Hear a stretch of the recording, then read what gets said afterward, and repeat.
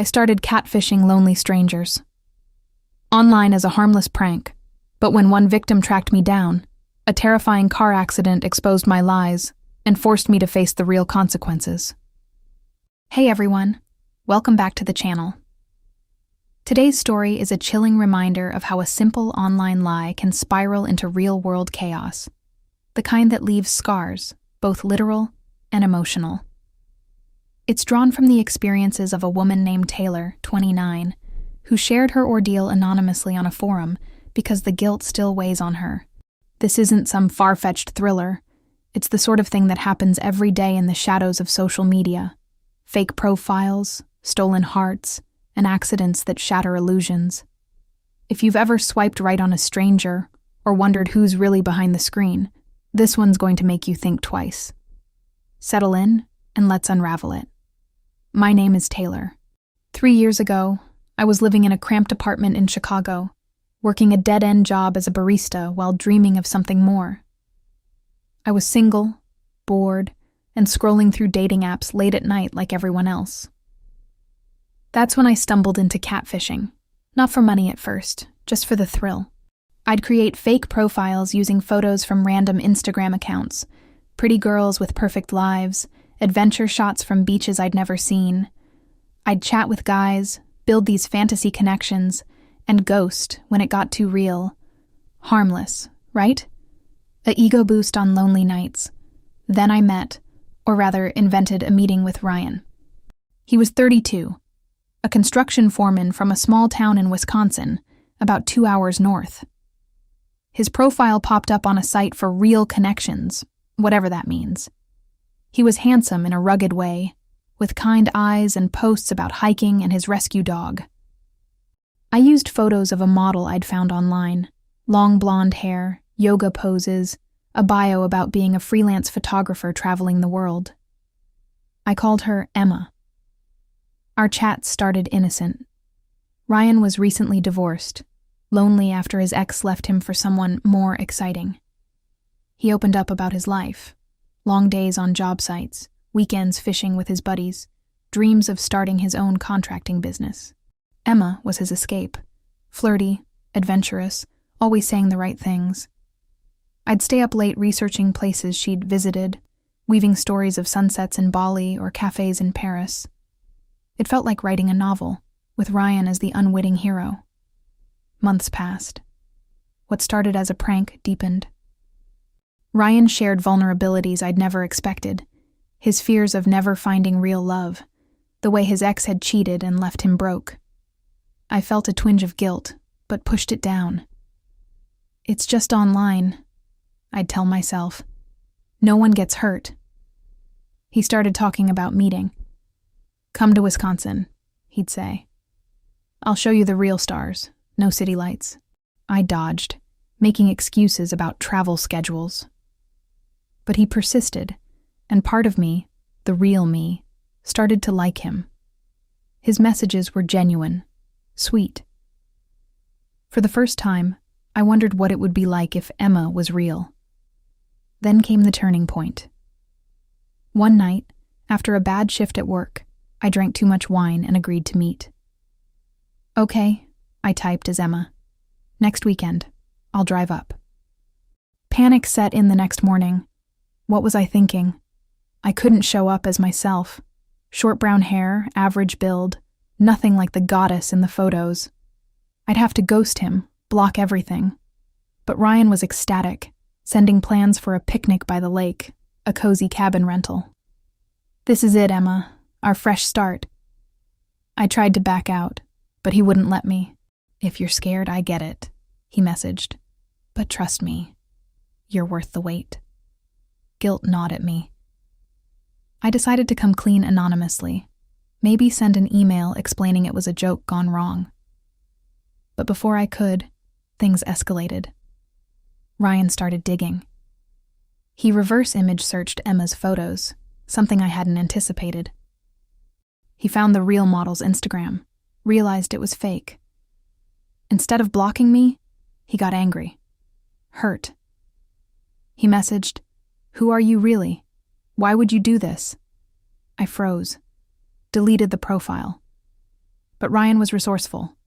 Using clues from our chats, mentions of Chicago landmarks, my photography spots that were actually local parks, he pieced together my IP traces or something. Turns out he had a buddy in IT. 2 days before our meet, my phone buzzed with an unknown number. "Taylor, we need to talk, in person, or I go to the police for fraud." My heart stopped. How did he know my name? I'd slipped up somewhere. Maybe a shared link with my real email embedded. Panic mode. He texted an address, a diner halfway between Chicago and his town. "Saturday noon. Come alone." I debated not going, but the threat of cops scared me. Catfishing isn't always illegal, but if he'd lost money on that cabin rental... I drove up that morning, hand shaking on the wheel. The highway was slick from rain, semis barreling past. My mind raced. Apologize, explain it was a stupid game, beg forgiveness. Maybe he'd understand. I arrived early, parked in the diner's lot, a rundown spot off the interstate. Ryan's truck was already there. I recognized it from photos. He stepped out as I approached, taller than I'd imagined, face stormy. "You're not Emma," he said flatly. "No," I whispered. "I'm sorry, it started as..." "Save it," he cut in. "You played with my head for months, made me believe..." His voice cracked. He wasn't yelling, just hurt, raw. We stood there in the drizzle, me stammering apologies, him pacing. "Why? For laughs? Money?" "No money," I said. "Just lonely, stupid." He rubbed his temples. "I booked that cabin, told my friends about you, felt alive again." Tears mixed with rain on his face. I reached out instinctively, touching his arm. "Let me make it right. Refund the cabin, anything." He pulled away. "I don't want your money. I want to know why people like you exist." He turned to leave, heading back to his truck. That's when the accident happened. A semi-truck, hydroplaning on the wet pavement, swerved into the lot. Tires screeched. I saw it coming, the massive grille bearing down. "Ryan!" I screamed, shoving him hard. He stumbled out of the way. The truck clipped my car instead, smashing the driver's side with a deafening crunch. Metal twisted, glass shattered. I was thrown to the ground, pain exploding in my leg, everything blurred. Sirens wailed. Ryan was at my side, pressing a jacket to my bleeding head. "Stay with me," he said, voice urgent. Paramedics arrived, loading me onto a stretcher. Fractured femur, concussion, cuts from the debris. Ryan rode in the ambulance, holding my hand. "You saved me," he kept saying. "Why?" In the ER, as they wheeled me for x-rays, the truth poured out. Between painkillers and tears, I confessed everything. The boredom, the fake profiles, how his kindness made me regret it all. He listened, face unreadable. When the cops came for statements about the crash, Ryan could have ratted me out. Instead, he said, "It was just a misunderstanding. She's a friend." I spent 3 days in the hospital.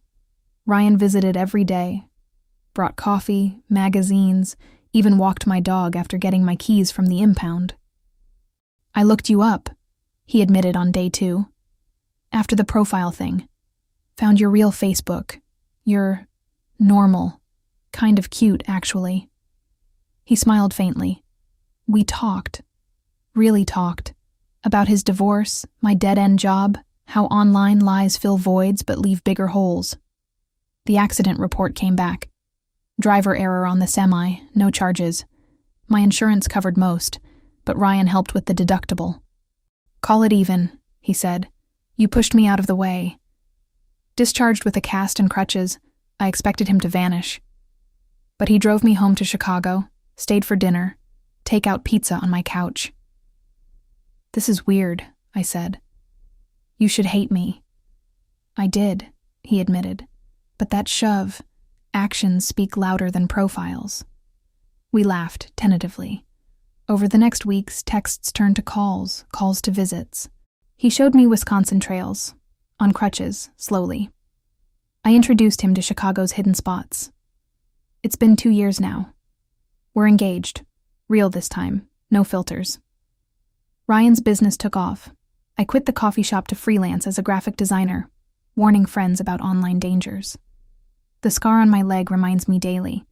Lies can crash hard, but truth, even forced by accident, can rebuild stronger. If you've ever been catfished or worse, caused one, you're not beyond redemption. Sometimes a wreck is what it takes to steer straight. Drop your own online nightmare stories in the comments. Catfished? Close calls? I read every one. If this hit you, like, subscribe, and turn on notifications for more real-life twists. Thanks for watching. Stay real out there.